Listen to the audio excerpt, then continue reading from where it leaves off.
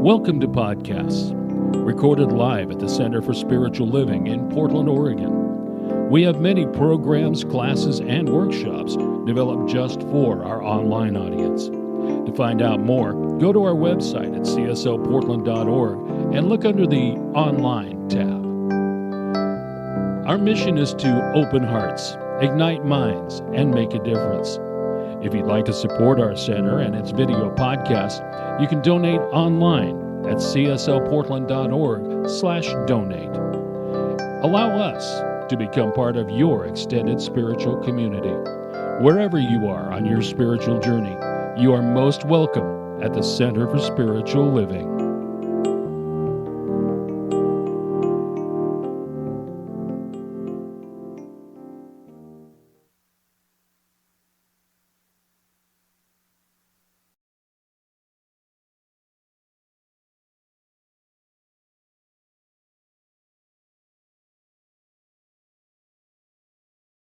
Thank you. Welcome, everyone. Thank you so much for being here today. It's a joy to be with you all. And thank you for those of you at home for joining us. We really appreciate you being here. Ooh, okay. We are trying out a new microphone today. So Mark says I have to stand here, but I can't stand there. So I'm standing right here. So I'm so grateful to be with you here today. My topic is Honor the Mystery, Embrace the Change. And we have been working, the community has been working together to go through a healing process called the New Minister Co-Creation Process.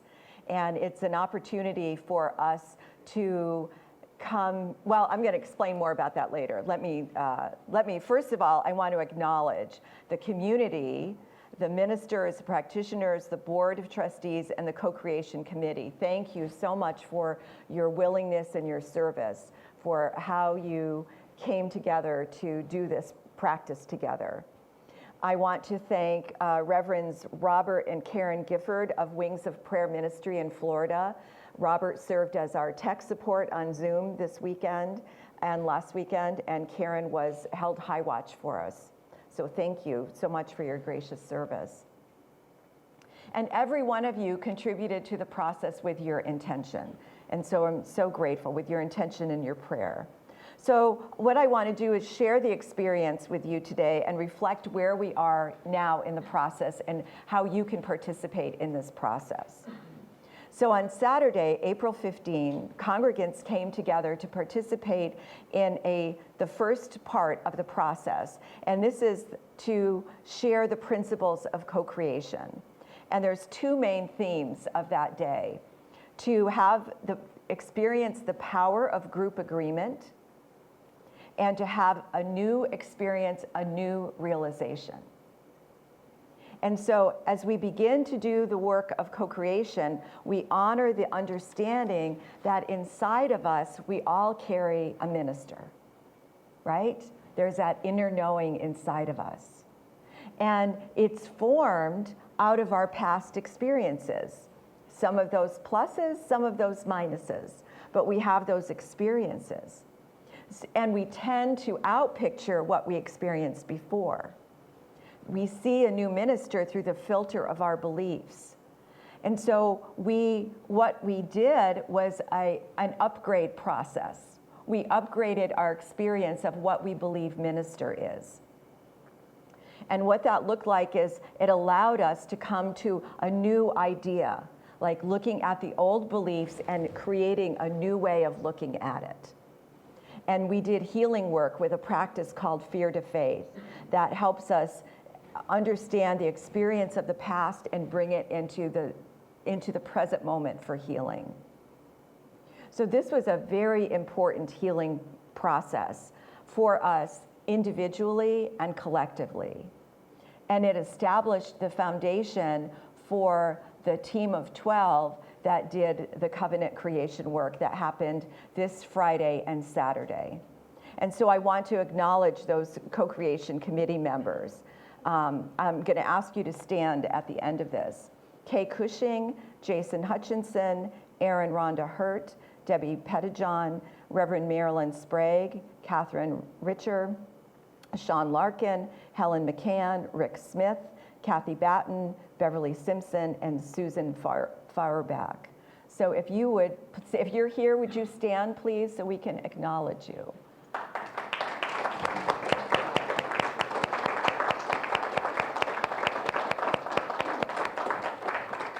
So what they did, they did a lot of homework. They had a lot of homework, a big homework assignment of reading and listening and taking to get ready to do this work.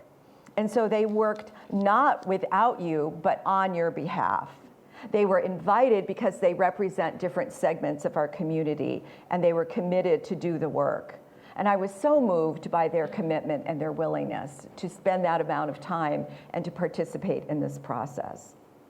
And so this group did powerful healing work to bring about the sacred covenant that we're going to read together today. Because the idea is we attract what is like our thought, right? Science of mind. We attract what's like our thought. So what was revealed out of the work together in the sacred covenant is a new thought, a new idea, being open to newness. So the sacred covenant is not a wish list for the next minister. So, I'm going to stay right here. It's not a wish list, but it's a list of spiritual attributes, which are really about spiritual vision for your new minister. What's crucial is that we have to embody and realize within us the qualities we want to experience in a new minister, right? I do this in relationship classes that if we want a new relationship, we have to be the person we want to be, right?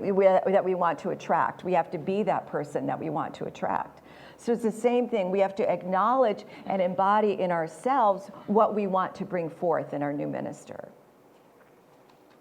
And this is a very powerful time in the life of this community, whenever one welcomes in a new minister.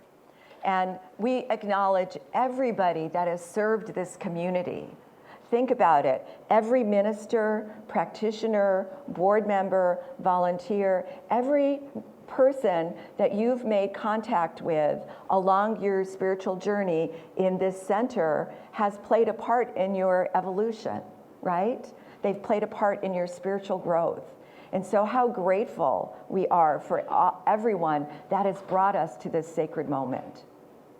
So we're here to welcome newness. The sacred covenant that we're all going to read today is intended to create an experience with you of your new minister that will help call this person to you. You'll notice that some of the statements are written as an I am affirmation. And it's because it's, like I said, it's important for us to acknowledge and embody those statements for ourselves. This is pure science of mind. We have to have the mental equivalent inside of us of that we want to attract. This experience is a very mature process. I think very often what we want to do in life is fill out an order form and give it to God, right? Please bring me this, just like this. And so they'll do what I want them to do. So they'll be the way I want them to be, right? It's not like that. It's not like that. We're working on a much deeper level in this process. It's about each of us stepping up into newness, becoming what we want to be, becoming the best that we can be. We say that the truth known is demonstrated. So the covenant that we're going to read declares how you see your experience of your new minister being unfolding in time and space. In other words, how Spirit is going to move through you to call into space the new minister who will love you and serve you in your divine unfoldment. So I invite you wherever you are, and here together we're going to stand.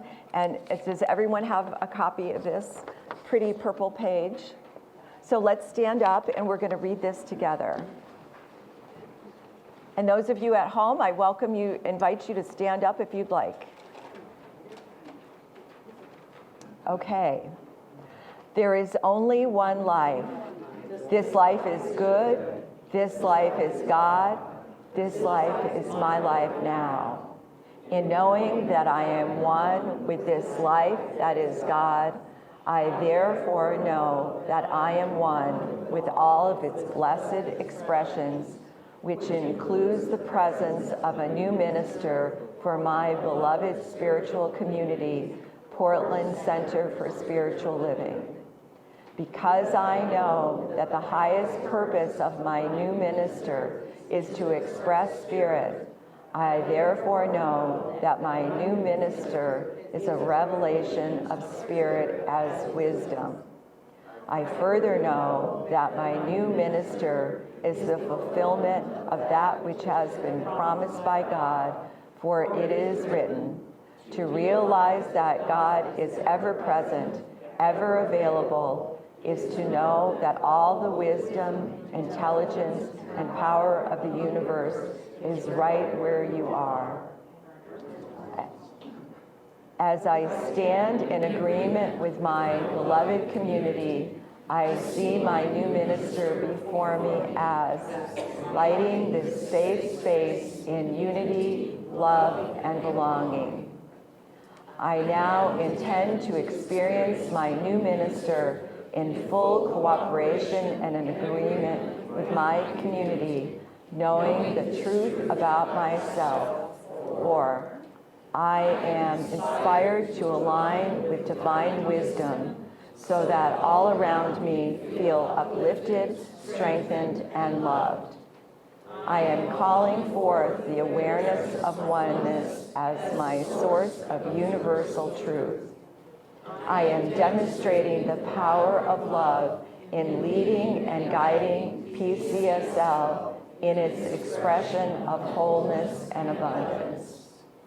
I am expressing passion for providing broad educational opportunities for spiritual growth and experiences both in person and virtually. I am nurturing modern families, engaging our communities, and standing up for a diverse, equitable, and inclusive society. As I now accept the highest expression of a new minister into my life, I know that they will be revealed, that will express spirit, and serve the highest and greatest good, all those. I am grateful, God is gracious, and so it is. And so it is. Thank you. You can be seated.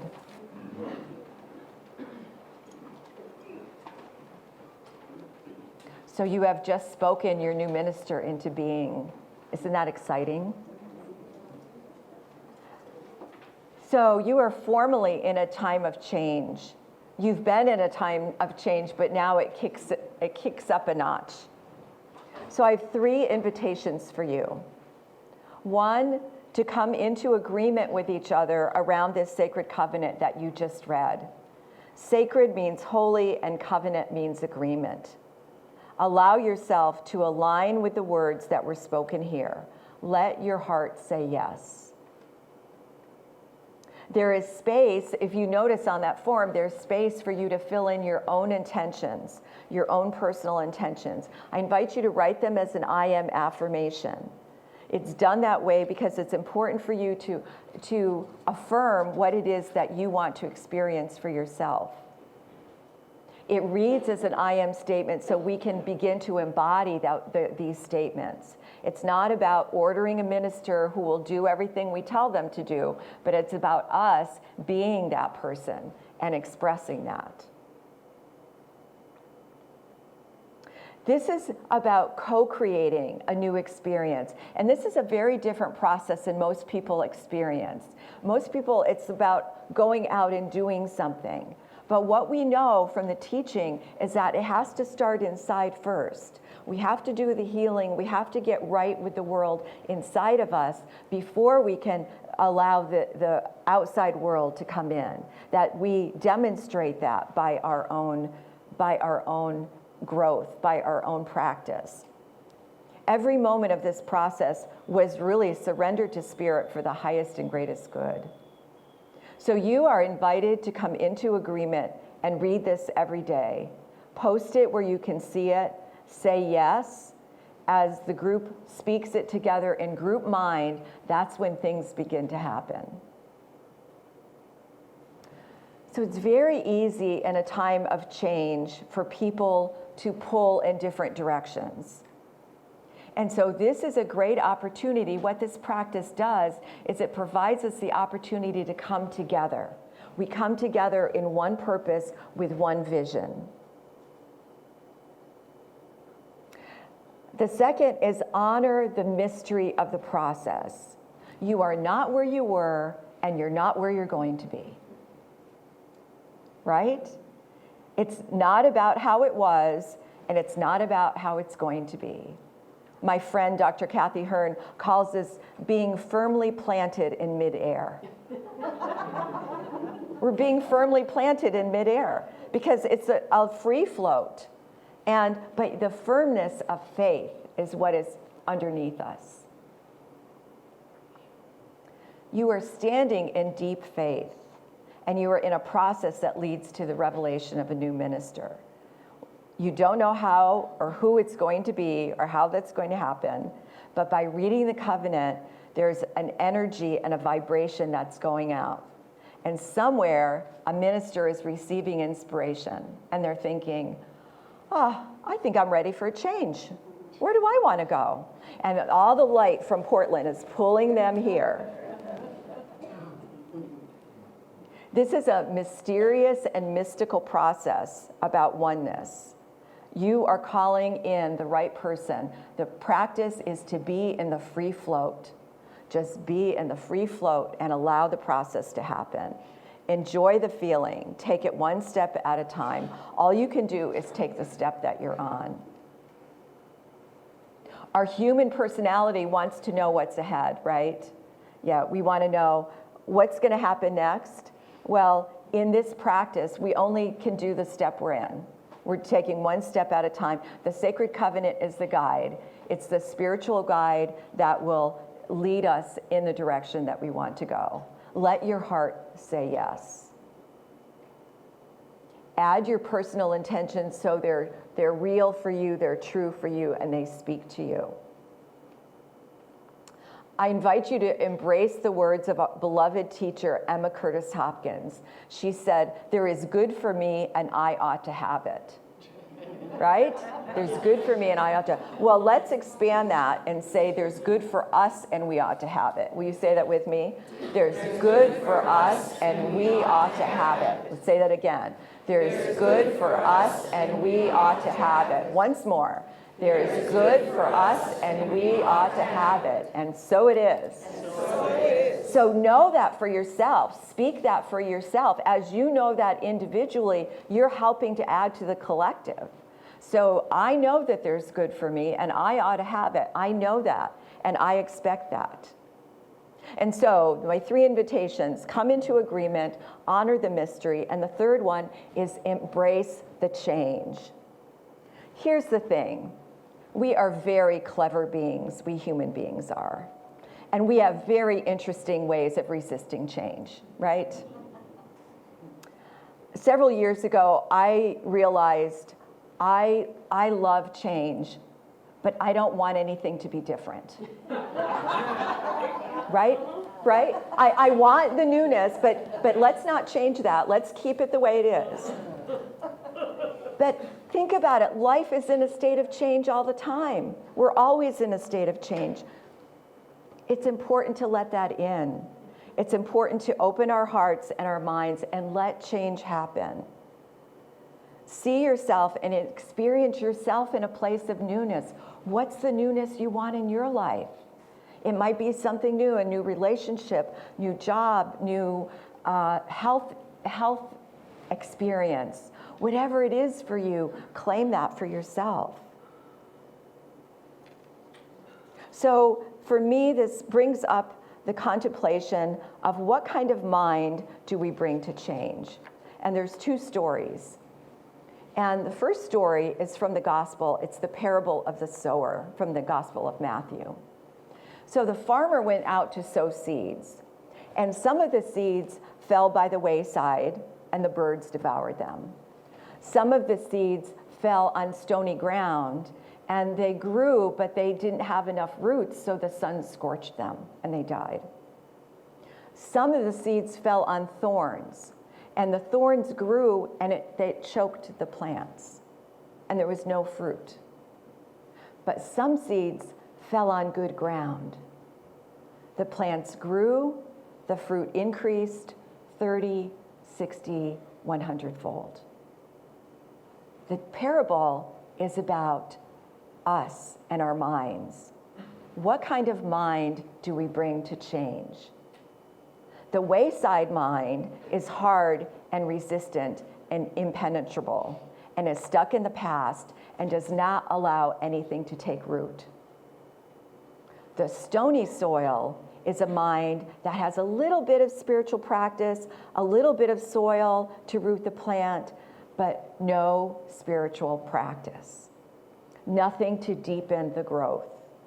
The plants sprout up, but they wither or die from the heat of the sun, or actually the heat of life.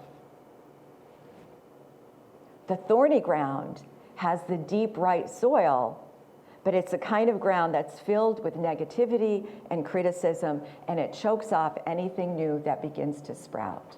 Have you ever known anyone like that? They try to do something, but the negativity and the self-criticism chokes it off. But then there is the good, deep, rich soil, which is the mind that is open, creative, and allows newness to take root and begin to grow. So the question for each of us is, what kind of mind am I willing to bring to change? We often reach for the good, but we have the qualities that stop us. You have the power to choose the kind of mind, the awareness, and the attitude that you bring to change and that you bring to the process. The second story is a Zen story from the East. And there was a student who went to visit a Zen master. And the Zen master invited him in for tea. And so while the Zen master was preparing the tea, the student began to talk. And he talked, and he talked, and he talked. And the Zen master patiently went about preparing the tea. And finally, the tea was ready, and the student was still talking. So the Zen master took the little teacup, and he began to pour the tea. And he poured the tea, and the tea was overflowing. Well, the student was still talking, right? But he suddenly saw that the tea was overflowing, and he jumped up and he said, "What are you doing? The tea is overflowing the cup." And the master said, "How can I teach you anything when your mind is so full?" How can I teach you anything when your mind is so full? When we think we know the answer, when we think we know it all, there's no room for anything new. When we're receptive and open to newness and change, we allow the experience to come in. We allow that change to take place. These are two stories from two different traditions, but they're about the same thing. How open are we? How open are our minds and hearts for newness to come in? Newness wants to take root here. We allow it to happen. This is a deeply loving and caring community with a lot of compassion. Don't you agree? A lot of wonderful, amazing people here. Everyone here, I know, has a commitment to a spiritual life, spiritual evolution. So the Sacred Covenant is a roadmap to having fertile soil and fertile thinking. And It allows you to empty your cup, be open and receptive to all that Spirit has in store. So what is people often ask, what's going to happen next? We have our sacred covenant now. So Reverend Julie Lobato is one of the leaders at Home Office, and she is going to be guiding the board on the next steps. That the board will be creating a candidating packet, and that will go on the website. And then ministers who are looking for positions will go on the website and they get to read and see. And your sacred covenant is going to be there. It's going to be an indication of what is important for this community. Reverend Julie, well, they apply to Reverend Julie. Reverend Julie will send candidates that best meet our needs for this center. And so your committee will invite them to speak on Sunday and do a workshop. And there'll be always an opportunity for members to vote. That's why Sandy explained so beautifully, thank you, Sandy, and so thoroughly, if you want to participate, become a member. Please become a member so you can be part of this process. And not just to be part of the process, but to have ownership in the community. It's really about having ownership in the community, that this is your spiritual community, this is your spiritual home, where you do your work, where you live and grow with each other. So there's no timeline for this process. There's no timeline. That there's a lot of work has to be done before the packet can be prepared, and that will go on the website. And so however long that takes, trust the process. The new minister will arrive in the perfect time. If you're anxious about the process, please see a practitioner. Come talk to me, talk to a board member. Do your own work. This is an amazing opportunity to trust the process and trust leadership.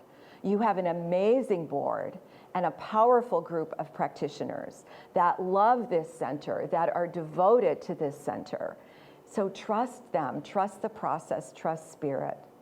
I love what Ernest Holmes says. He says, the highest attitude of mind from which all else springs is one of perfect calm and absolute trust in Spirit. Perfect calm and absolute trust. We're open and receptive. In the meanwhile, read your sacred covenant. Read it as often as you can. Let your heart say yes, and you will be deepening the consciousness to allow a new person who is in alignment with everything that's stated to come forward. So this is an opportunity to be in practice together. And to just know it's going to happen in its right time, and there's no hurry. In the meantime, we're going to be going about our business as usual. I am here for the long haul, as long as it takes. So we're going to be doing this work together and welcoming in the new minister. Prepare your mind and your heart to do the consciousness work. Keep your eyes on the good that you have claimed. Let's say that again. Let's say, look at your neighbor and say, there's good for you and you ought to have it. There's good for you and you ought to have it. Then put your hand on your heart. There's good for me and I ought to have it. There's good for me and I ought to have it. And now open your hands. There's good for us and we ought to have it. There's good for us and we ought to have it. Yes, let's bring this together in prayer. So just taking a breath, knowing that the one power, the one presence, that one life, that infinite source of goodness is right here and right now. And each of us is that individualized presence of the Spirit, is of that oneness. And so what I know is the sacredness of this time is being revealed in each of us, that each of us holds that seed for love to grow, for newness to come, for us to be open and receptive. I know that something magnificent is being happening within each one of us, and that as we grow, as we expand, as we step into the newness, something powerful is being revealed individually and collectively. I give thanks for the new minister co-creation process, for everything that happened, for how it all came together and how it was demonstrated so beautifully. I am grateful for this community, for everyone that has stepped up, and for all the infinite possibilities yet to be revealed. How grateful I am. I give thanks for this recognition. I give thanks for all the work that's been done. I give thanks for the newness that we are about to receive. And I release this word in deep gratitude with an open heart, and together we affirm. And so it is. And so it is. Blessings.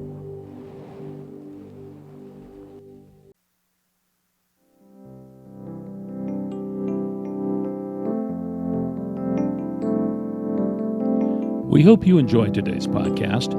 If you happen to be in the Portland, Oregon area, we'd love to have you visit in person. The Portland Center for Spiritual Living is located at 6211 Northeast Martin Luther King Jr. Boulevard. Our inspirational service is at 11 a.m. every Sunday. We also have many programs, classes, and workshops developed just for our online audience. To find out more, go to our website at cslportland.org and look under the Online tab. We have a variety of content dedicated specifically for our podcast listeners. Our mission is to open hearts, ignite minds, and make a difference. If you'd like to support our center and its podcasts, you can donate online at cslportland.org/donate. Our website is also the place to learn more about what's going on at the center or to contact us. Allow us to become part of your extended spiritual community. Wherever you are in your spiritual journey, you are most welcome at the Center for Spiritual Living.